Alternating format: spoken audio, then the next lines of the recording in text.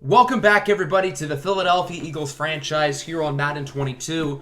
Today, we are going to recap season number 2 in its entirety. We're going to go over stats, awards, the playoffs. We're going to check out all of the development traits for the rookies in this year's draft class. And then we are going to preview the offseason, which features a major twist.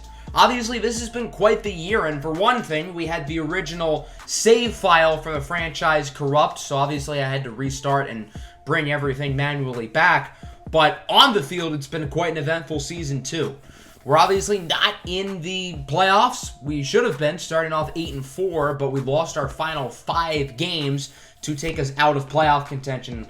Let's take a look at the standings, starting with the AFC North. We got 3 playoff teams in here, the Ravens, Steelers, and Browns. The Texans won the AFC North again, but the Colts were right behind them. Indy really started the year off slowly, but I guess they picked it up with the number 1 overall pick, Malachi Madison. The Patriots won the East, the Chiefs won the West, with the Raiders getting in as a wild card. The Packers and Vikings both get in the NFC North. The Falcons win the South. Obviously, the NFC East went to the Dallas Cowboys, with us close behind. I know it says we finished on a 1-game losing streak, but obviously with the schedule out of order, that's not technically true. And then the Seahawks, Cardinals, and Niners made the playoffs. The Rams finished with the worst record in the league, but they don't have their first pick. That belongs to Detroit, who is the top 2 picks in this year's draft class, which is pretty exciting if you're a Lions fan. Let's now go over the stats for the season, and normally I would do this in a regular stat screen, but with the save file getting corrupted, most of the stats are not correct, so I had to manually calculate the stats from every game we played, which did take a lot of time, but I do feel like it was worth it to properly assess everybody on the team, and that includes quarterback Jalen Hurts, who had a very up and down season. He threw for a lot of yards, 29 touchdowns, but he also threw for 17 interceptions, pushing him with a passer rating of 88.6, and he was also very productive on the run. Through the first 3 seasons of Jalen Hurts' career, it's been a lot of good and a lot of bad, with no consistency week to week whatsoever. And entering the 4th year of his career, we're still really not sure what to think of him. So because of that, quarterback is certainly going to be something we look to address in the offseason. I'm not saying we replace Jalen Hurts. I'm not saying he's not the franchise guy, but it's just going to be something we think about as we progress closer to the offseason.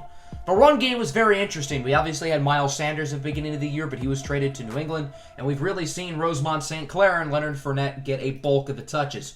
Rosemont St. Clair specifically had a very strong rookie season, 846 rushing yards, 6 touchdowns, but he did so much of his damage as a receiver. He had 82 receptions this season, which that number could have been higher had he got more playing time earlier in the season. For 606 receiving yards, only 1 touchdown, but certainly a productive season for him, over 1,400 all-purpose yards. I'm very excited for his future, but I do feel like he is best in a running back by committee. With his lack of size, I don't think he's best getting 200 touches a year going forward, so I might want to add another running back to complement him, and maybe that's just keeping Leonard Fournette and giving him more touches going forward. The past game certainly had the benefit of not just someone like Rosemont St. Clair, but all of the talent in the receiving core, and that is headlined by Devontae Smith, who had an unbelievable season, 88 receptions, 1,500 yards, and 14 touchdowns. You could make an argument that he was the best receiver in the league this season. The amount of times he bailed out Jalen Hurts was really incredible, and Devontae Smith is turning into a superstar right in front of our own eyes, but he was not the only great receiver we had. Tyreek Hill had a really strong rookie season, 79 receptions, nearly 1,100 yards, and 6 touchdowns. He was well worth a first-round pick, and him and Devontae Smith are going to be a great duo for the future. But unfortunately, it was not all sunshine and rainbows in the receiving game. Jalen Reagor had a pretty disappointing season, albeit he missed pretty much 4 games with an injury, but his numbers were very underwhelming. He only had 1 50-yard game the entire season, and that was our final game of the year against the Washington football team. When Reagor was hurt, we got to see a little Troy Dobbs and Delshawn Callaway-Riley, who I think both were better than Jalen Reagor, so look for those two to definitely get more playing time this season. Tight end Dallas Goedert was also a little bit disappointing. His numbers are down from a year ago. Now, that's partly because of using Devontae Smith more and the additions of Keon and St. Clair. But I do want to see Goedert step up a little bit more next season, and I am confident he will. I think the offensive line was one of our biggest strengths, and we have 2 building blocks for the future with Tyler Palumbo and Landon Dickerson. But the right side of our offensive line, although they were very good, they were also very old. Jason Kelce is 35, and I don't see him coming back next year. He's already contemplated retirement. I think he's gone. Brandon Brooks at 34 years old also could retire, and Lane Johnson is 33. So these three players are getting very old. We do not have their replacements on the roster, and that is a problem. So offensive line is definitely going to be something that we have to really focus on in the offseason. The defensive line was certainly interesting this season. Clelin Ferrell, who we acquired in the offseason, along with Josh Sweat, both far exceeded my expectations. Ferrell had 15 tackles for loss, 10.5 sacks. And then Josh Sweat had 17 tackles and 10 sacks. Both of them were huge forces, particularly Sweat, who, keep in mind, missed 4 games with an injury. However, Fletcher Cox statistically was a little bit disappointing. Now, I think having his presence on the defensive line opened up opportunities for Clelin Ferrell and Josh Sweat. But when Fletcher Cox was out with injury, Sweat and Ferrell really did not play that much worse. So that sort of tells me that Ferrell and Sweat were good just because they happen to be good and not because of Fletcher Cox. And maybe Cox just happens to be regressing. Dalvin Tomlinson, as well, not a great statistical season for us. I don't think he was a great pickup at the trade deadline from the Minnesota Vikings, but he did make plays as a run stuffer. And then Milton Williams as well, not a particularly strong season from him either.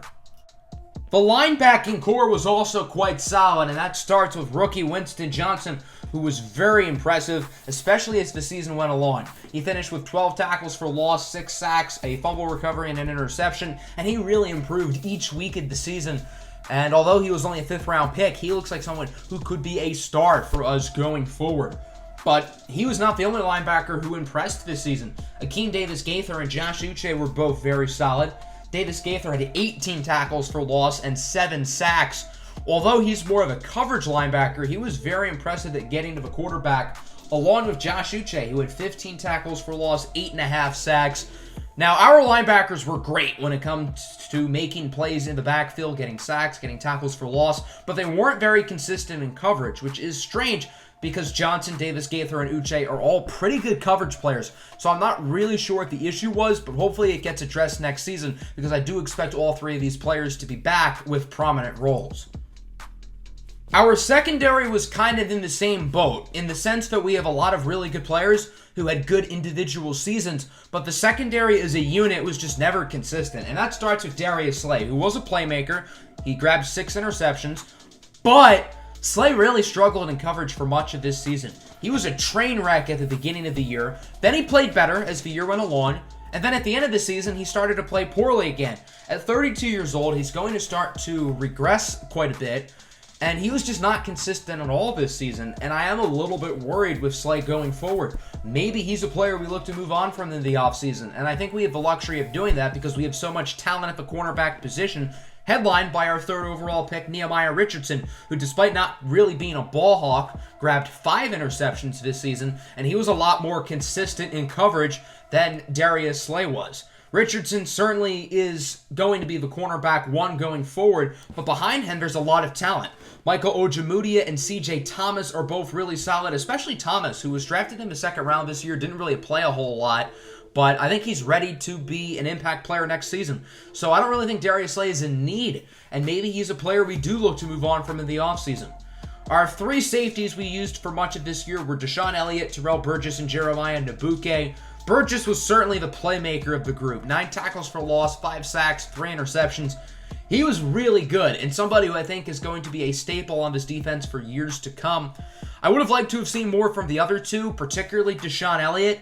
Elliott wasn't bad, he just never really made any big plays, and the same kind of could be said for Jeremiah Nnabuke, albeit he had noticeably less snaps, but I still would have liked to have seen a little bit more from him. And then special teams, Zebediah Phoenix was a beast, Jack Fox was a beast. Not really a whole lot to say there. While we're on the roster screen, it is worth noting that our pick is finalized, and we do have the 15th overall pick in this year's draft class. So that should be pretty exciting, picking in the middle of the 1st round. And we do have plenty of assets to maybe make a move in this year's draft. We could look to trade away veterans like Darius Slay, Fletcher Cox, maybe some of the offensive linemen to add some more draft capital and maybe try to make a big splash on draft night for one of the top prospects in this year's class.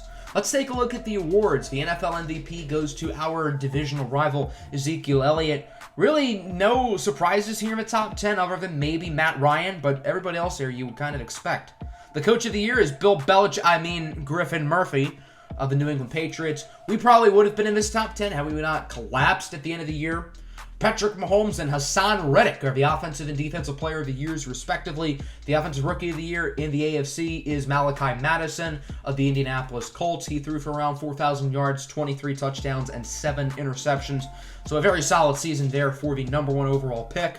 The defensive rookie of the year goes to George Johnson, a third-round defensive lineman out of Princeton. I think the big surprise there is Cornelius Kelly, former Westlake Hornet, picked in the 7th round, finishing 3rd for the Jacksonville Jaguars. And then the rest of the awards, again, kind of what you would expect, minus maybe Miles Boykin. But, I mean, if Patrick Mahomes can turn Demarcus Robinson into the AFC's best receiver of the year last year, I guess it's not really a surprise they did it with Miles Boykin this year. Zeke wins the Offensive Player of the Year in the NFC with Jalen Hurts finishing in 8th. Although Jalen Hurts had great numbers, and I'm not surprised he's on this list, again, I feel like his numbers sort of inflate his play. Roquan Smith wins Defensive Player of the Year. We do not have anybody in the top 10, which isn't really a surprise. Omega Morris is the Offensive Rookie of the Year with St. Clair in 4th, and Tykeem Keon getting disrespected in 8th place, although it is cool that he is higher than Zayden Savage, the only receiver picked ahead of him. Aquan Carver wins the Defensive Rookie of the Year with Winston Johnson in 2nd. And again, being disrespectful to our first-round picks, Nehemiah Richardson, 7th place. I strongly disagree with that. I feel like he should have been higher. Ross is the best quarterback. Jalen Hurts finishes in 9th. Zeke wins the best running back. We don't have anybody in that top 10. That makes sense. Tyler Lockett is the best receiver. I feel like Devontae Smith was snubbed. I think he should have won. That's just my opinion. But, oh well. Good for Tyler Lockett, I guess. Zach Martin wins the best offensive lineman, Brooks in 8th, Kelsey in 9th, both very well deserved. Aaron Donald wins the best defensive lineman with Cleveland Ferrell finishing in 6th. Rashawn Gary wins the best linebacker with Josh Uche in 9th. And then the best defensive back goes to A.J. Terrell. I'm surprised there was no Darius Slay because he recorded a lot of interceptions. Slay absolutely does not deserve to be in the top 10. I don't disagree with that in the slightest, but Madden usually just focuses on interceptions for that award. Zebediah Phoenix finishes 5th for the best kicker. The disrespect on his name. So clearly these awards are very disrespectful to most of our players, but oh well, what are you going to do? So let's go into the postseason now, which we were supposed to participate in, but we ended the year on a 5-game losing streak, so that is not going to happen. Simulating through the first round of the playoffs, we've got 4 road teams winning. I think the biggest surprise here is the defending champion Baltimore Ravens being dethroned. So we will now have a new champion in our league. The divisional round has a lot of very intriguing and exciting matchups here. The Vikings and Packers, divisional rivals, Steelers and Pats, the 2 teams of 6 Super Bowls, Arizona Dallas and Cleveland KC, as all of the home teams end up winning. So our conference championships are going to be Patriots, Chiefs, and Packers Cowboys. So pretty much exactly what America probably does not want. The final results. The Chiefs and Cowboys have won their conference championships. So they will be playing in Super Bowl, what number would this be? 57, I think. We're going to get back to the Super Bowl in just a moment. But first, I do want to go over the Pro Bowl rosters. No Jalen Hurts this year. I mean, he doesn't have any business being on the Pro Bowl roster, but I figured I'd point it out. Stu Pitt, our fullback, makes it along with Devontae Smith. So that is 2. Very well deserved. Although Stu Pitt didn't really put up any numbers, so I don't really know why he made it. Jordan Mailata, the former Eagle, gets in. I'm pretty sure he's with the 49ers now. Brendan Brooks makes it, so that is now 3. And then on the defensive side of the ball, I feel like we got slighted here. I think you certainly can make an argument for both Josh Sweat or Cleveland Ferrell. And then in the secondary, we do have Terrell Burgess. I'm surprised he made it. I think he deserves it. Don't get me wrong. Terrell Burgess absolutely belongs in a Pro Bowl, but I didn't think they'd give it to him, and I'm happy they did. As a Lions fan, seeing Tease Tabor in the Pro Bowl makes me want to gouge my eyes out, but I guess I don't really have a platform to talk because when we played them this year, Jalen Hurts got picked off twice by Tabor. Zebediah Phoenix is also in the Pro Bowl, so that means we have 5 representatives from our team in the Pro Bowl. Stu Pitt, Devontae Smith, Brandon Brooks, Terrell Burgess, and Zebediah Phoenix. So here in the Super Bowl week, this is where the development traits go up, and obviously the one that immediately stands out is Devontae Smith going up to Superstar X Factor. We saw this coming from a mile away, but it is good to know that he officially has it. Let me know what ability you think we should give him. I'm thinking we should give him something that has to do with after the catch. I don't think we need to give him something like that would help his jump ball because he's already really good at that. So probably like first 1-3 or ankle breaker I think would be a good one for Devontae Smith, but let me know in the comments. We had a couple guys go up on defense as well. Akeem Davis-Gaither is now a superstar. I didn't really see this coming, and here's proof. I didn't just edit his dev trait. The game moved him up. And then Winston Johnson also goes up to superstar. And again, I did not see this one coming. So Johnson and Davis-Gaither are now a superstar, which is awesome. And I also noticed that one of our practice squad linebackers, Henry Ray, also has superstar. So now we have 3 superstar dev players in our linebacking core. Nobody goes up in special teams, although both Phoenix and Fox deserved it. And then I didn't notice it originally, but Jalen Hurts actually went up to star dev, which at first I was surprised about, but now that I think about it, it's not really a surprise because he did throw for a lot of yards. This doesn't really change anything with Hurts' future. I'm still not sold on him at all, but I guess having star dev is nice. So now the last thing here before the Super Bowl is we're going to check the development traits for the rookie class. We have only 3 X Factors in this year's class, which is kind of low. Zayden Savage, the wide receiver of the Lions. Capricus Falconbridge, the quarterback on Seattle. Maybe they look to trade Russell Wilson in the offseason. And then obviously Nehemiah Richardson we already knew about. There are a lot of superstars though. Linebacker Ty Chizea, who's not on a team, so maybe we look to add him. We have 3 with Henry Ray, Zebediah Phoenix, and then Winston Johnson. And then in the rest of the league, there are a lot. Venus Moon, Vlad Van Vector, David Myrick, Justin Graves, Kyle Harris, Ezekiel Echo, Leopoldo Montverde, Bartholomew Claybrook, Ifani Chukwu, Nat Chukwu, Florentino Phoenix, Maurice Rogers, who I know for a fact did not originally have superstar dev, but I think he went up because he had a really good season. Matt Miller, Emmanuel Toussaint II, Omi Ngokwo, and Omega Morris. That's a lot. Now, I think some of those guys just happened to go up because they had great seasons, but that's an awful lot of superstars for one draft class, which I guess makes up for only having 3 X Factors. So now let's talk about the Super Bowl, the Chiefs and the Cowboys. Although this game doesn't really affect us, I don't think anybody wants to see Dallas win. They are our rivals, and I would certainly love to see the Cowboys lose. I do appreciate them for beating the Packers, because in real life, I very much despise the Packers. But they are our rivals in this series, so go Chiefs, I guess. The Chiefs are, of course, still led by Patrick Mahomes. Neither of these rosters have really changed a whole lot, which I guess makes sense because they are 2 really strong rosters. So I figured we are going to simcast this game, because why not?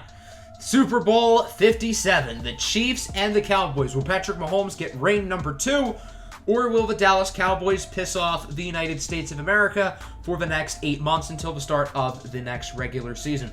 So Kansas City starts off strong. They lead 13-3.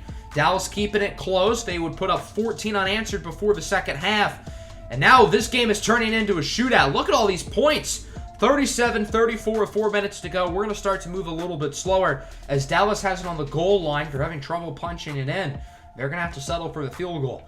So now Patrick Mahomes and company have an opportunity to get a game-winning drive. We'll see if they can do it as Miles Boykin scores a 35-yard touchdown. Kansas City now leads, and now it's up to Dallas to drive down the field. But Kamani Curry, the rookie out of Utah, picks off Dak Prescott, and that is your dagger. The Kansas City Chiefs have won the Super Bowl. Ring number 2 for Patrick Mahomes. Ring number 2 for former Eagles head coach Andy Reid. And seeing the Dallas Cowboys lose is very, very satisfying considering we are the Eagles in this series. So congratulations to the Kansas City Chiefs. Here is the new Super Bowl presentation, by the way. They actually changed it for the first time in like a decade, which is remarkable. Shout out to you, EA, although please fix your servers and really fix your game as a whole. But nonetheless, the Super Bowl presentation is pretty cool, and it's going to be exciting in a few years when our Eagles get this Super Bowl confetti raining down on us, when we get to hold the Lombardi Trophy. Hopefully Jalen Hurts is up on that podium in a few years, but I mean, as long as we get there eventually, I'm good with whoever it is. So let's take a look at the stats here for the Super Bowl, and then after that, I will talk about the offseason and the twist that is coming up. So Patrick Mahomes is the easy choice for Super Bowl MVP because he was a goddamn beast. Dak Prescott threw for a lot of yards, but he did make his fair share of mistakes. The Cowboys ran the ball really well, though. Zeke was a monster. Tony Pollard was great as well. Amari Cooper caught 17 passes for 212 yards and a touchdown. Mecole Hardman had a big game along with Tyreek Hill. And the former Westlake Hornets, Chet Kucharski and Lamar Gallagher, both got involved early in this one. There was not a ton of defense, minus some sacks from Kansas City and some interceptions, including the game winner by the first-round pick, Kamani Curry. So the Chiefs now have won their second Super Bowl in the past 4 years, continuing to improve Patrick Mahomes' legacy. And shout out to Super Bowl champion Dick Cox, who is not even the best fullback with the last name Cox on this roster. That's awfully weird. So as we conclude today's episode with finishing 8-9 and sort of being on the hot seat a little bit, owner Jeffrey Lurie has given us some objectives for this offseason.